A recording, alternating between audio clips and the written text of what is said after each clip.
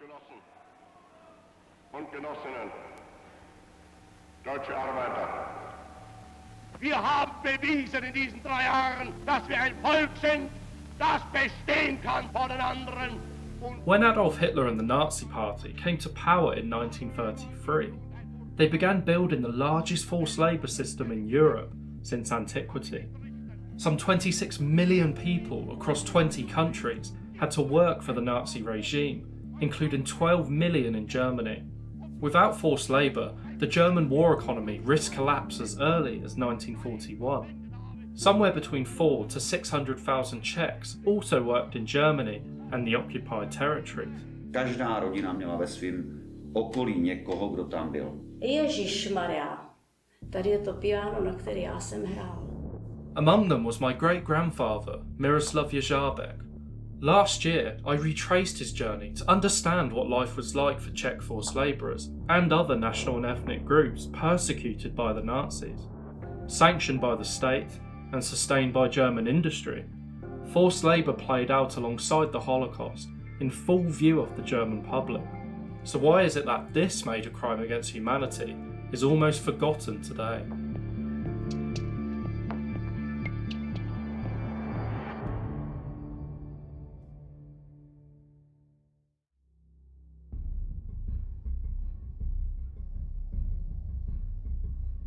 The Nazis occupied the rest of Bohemia and Moravia in March 1939.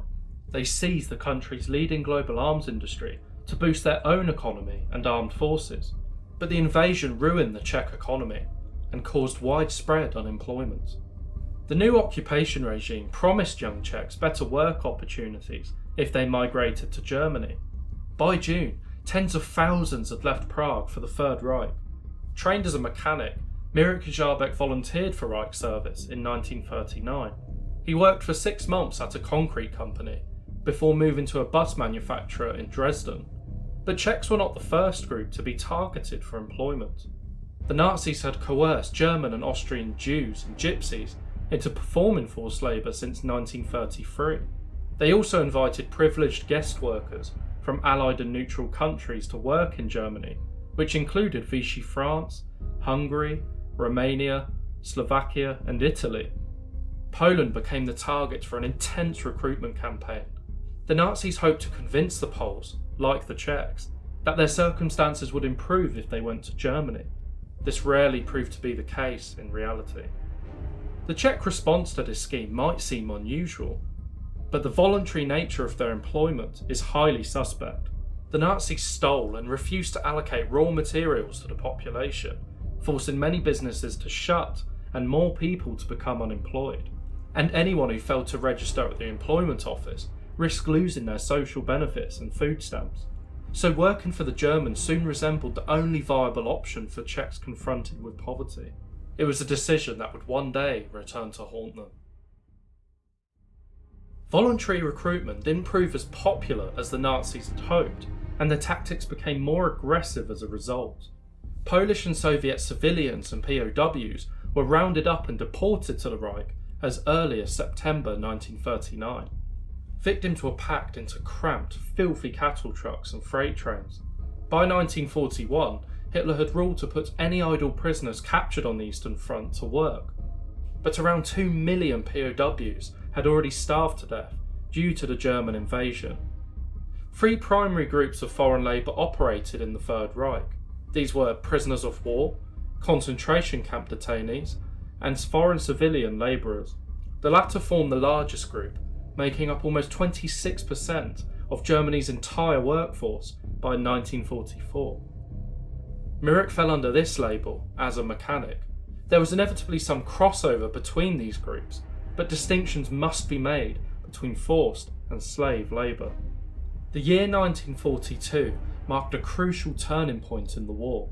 Until now, the Nazis had sustained their policy of European colonisation, known as Lebensraum, by relying on voluntary recruitment and German troops returning from blitzkrieg operations in Western Europe. But their failed march on Moscow caused them to become locked in a brutal war of attrition with the Soviet Union. As more Germans enlisted to fight, the country's native workforce was dwindling. German women were initially considered to fill this significant labour shortage, but the state feared this would undermine their role as dutiful Aryan mothers and housewives. Instead, it turned its sights to employing foreign labour, declaring a total war economy. Hitler appointed 2 senior Nazis to oversee this enormous undertaking. Albert Speer was a prominent Nazi architect and a close member of Hitler's inner circle. He became the Reich Minister for Armaments and War Production in February 1942. His new role expanded upon his earlier duties under Organisation Todt. This paramilitary organisation had deployed forced labour for various construction projects since 1933, including Germany's Autobahn and the Atlantic Wall. To serve the Greater Reich, Speer would require huge numbers of labourers, and Hitler had just the man to help him do it. Fritz Sauckel became the General Plenipotentiary for work deployment in March 1942. He had been a loyal party follower since 1923. Between them, these men would bring untold suffering to millions of innocent men, women, and children. Any German business considered vital to the war effort was allowed to stay open and made extensive use of forced labour. Forced labourers worked in agriculture, construction, private households, church organisations, and in arms production.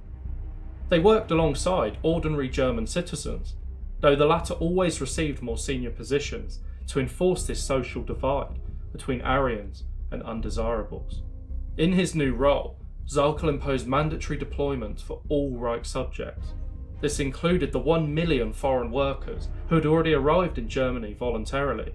Mirek Žábek was fortunate enough to have returned home for a brief period before his total deployment began. Other workers saw their contracts revoked whilst they were still serving in the Reich, and they were barred from returning home. Entire age groups were called forward. Born in 1920, Mirek was among the first group of Czechs bound for Germany. Jedná se o mého tatínka, který se narodil v květnu 1920. Když začala válka, tak bydlel v Hradci Králové, byl v obchodě. A jelikož byl to ročník 1920, tak byl totálně nasazený do Německa. Narodil se v roce 23, nebo 1923, to znamená v rámci nucených nebo totálně nasazených prací, ať jeden nebo druhý výraz, tak byl de facto povolaný až v druhé vlně. Ročník 1923, kde byl děda, tak byl povolaný až v polovině roku 1943 do totálního nasazení.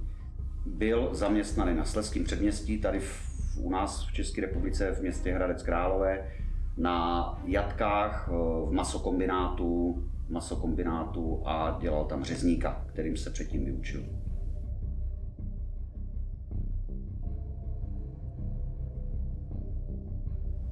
This is where Mirek Žábek's journey as a forced labourer began. It's from many towns and villages such as this that up to 600,000 Czech men and women were deported for work in Nazi Germany. That might not seem like such a big statistic, but when you consider that in 1940, the lands of Bohemia and Moravia only had a population of over 7 million people, that means that every 1 in 10 people were being sent for forced labour. The Nazis also deported a few thousand Czechs to Norway, and an even smaller number made it as far as the British Channel Islands. Unlike Czech Jews and Gypsies deported to ghettos and concentration camps, most Czechs were conscripted. Workers reported to their local employment office, where they were medically examined and assessed on their professional skill set. They then signed a contract, produced exit papers from their state authorities, and received their workbook. This contained basic personal information with sections to be completed by their future employer. After this, they boarded special passenger trains at an assigned date and time, and were responsible for reaching their instructed destination. The Nazis deployed Mirek Žábek to the East German town of Saalfeld on the 29th of November 1942. He arrived here a day later. This scenic medieval town, nestled on the banks of the Saal River, hosted at least 1,500 foreign labourers by 1944. Upon his arrival, Mirek reported to the local employment office. Workers also stayed in transit camps and requisitioned public venues until their workplace was determined. A forced labourer's pre-war profession was not always considered, but Mirick's was. The employment authorities assigned him to a car sale and repair shop called Autohaus Grill, where he serviced military vehicles. We know that Mirick Lejarbeck spent at least some of his time in Salford living in this building over here, which was formerly a hotel. That was until he was eventually moved to premises closer to his workplace, which were owned and inhabited by his employer, a Mr. George Grill. Georg Grill died many years ago, but his business is still run by the same family. Georg Grille war mein Urgroßvater, ist dann seine Tochter, hat eingeheiratet Rudolf Koch, so ist dann in Koch gekommen und das war dann mein Großvater wieder, der die Firma dann mal übernommen hatte, dann der Vater und jetzt ich. Ja.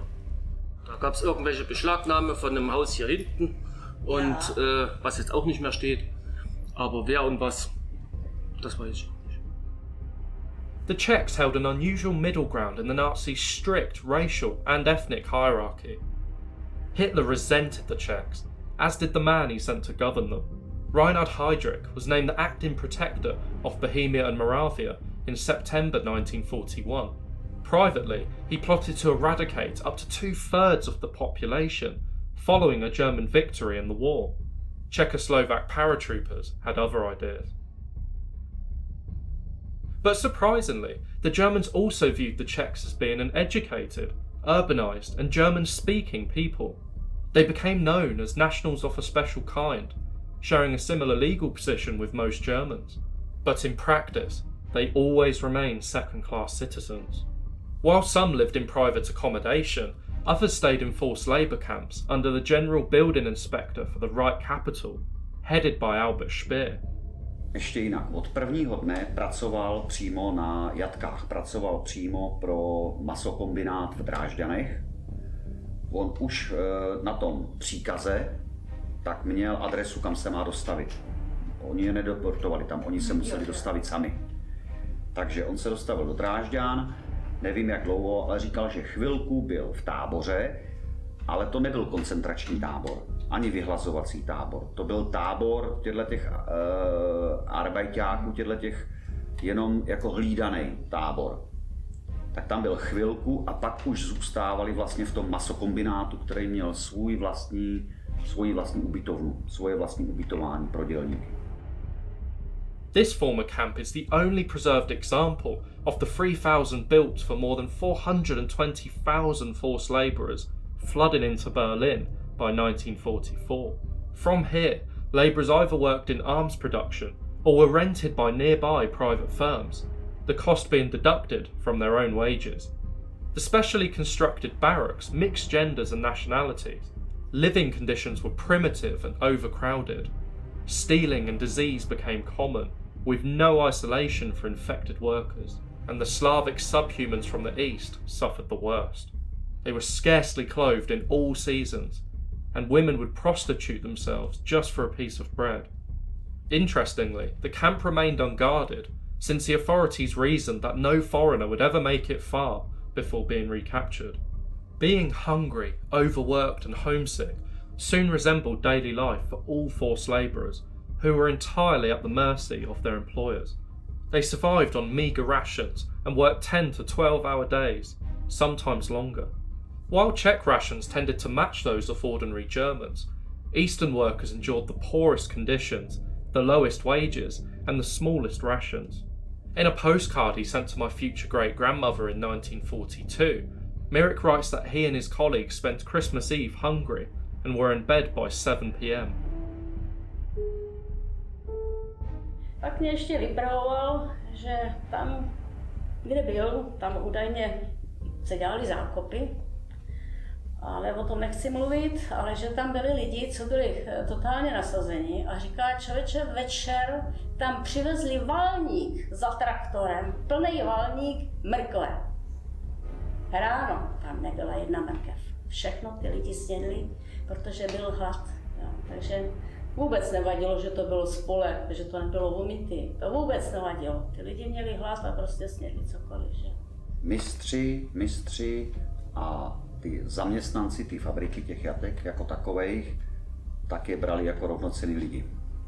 Naprosto, dokonce jim dovolovali brát si maso, což neexistovalo, protože to bylo maso pro válečnou provenienci, tam se bouralo maso pro Wehrmacht. Takže co se týče i v případě dalších otázek, co se týče hladu, tak tyhle ty chlapy na jatkách hlady netrpěli, měli masa dost. Nesměli to vynášet, nesměli to prodávat. Nicméně děda vždycky říkal, že ty, co tam měli, ty zaměstnanci těch jatek, tak se k ním chovali velice dobře. A s ostatníma, s Wehrmachtem, s SSákama, s tímhletím oni nepřicházeli do styku. Protože to byla fabrika ve prospěch válečné výroby. Mirik received this payslip whilst working in Saalfeld.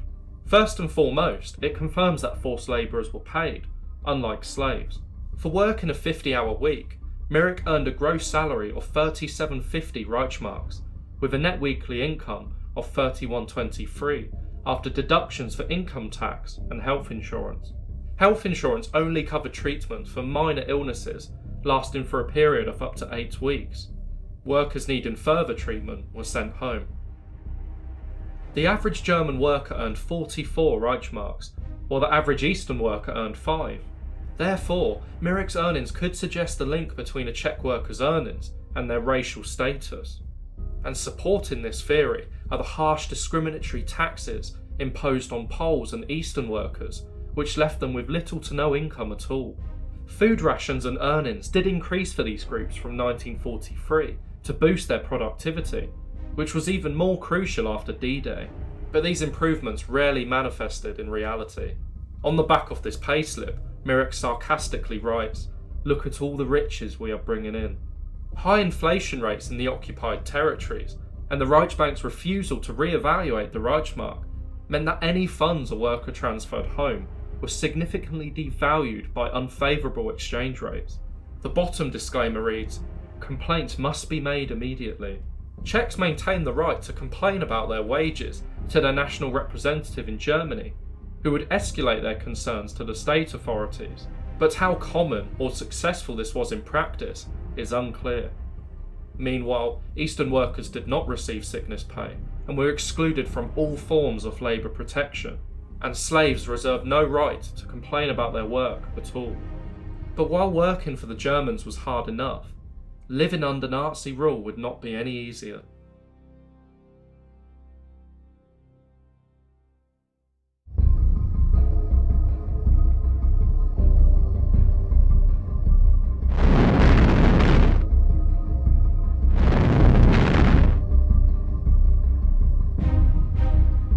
Ty 3 kamarády, kteří tam jsou na fotce, tak už nikdy neviděl.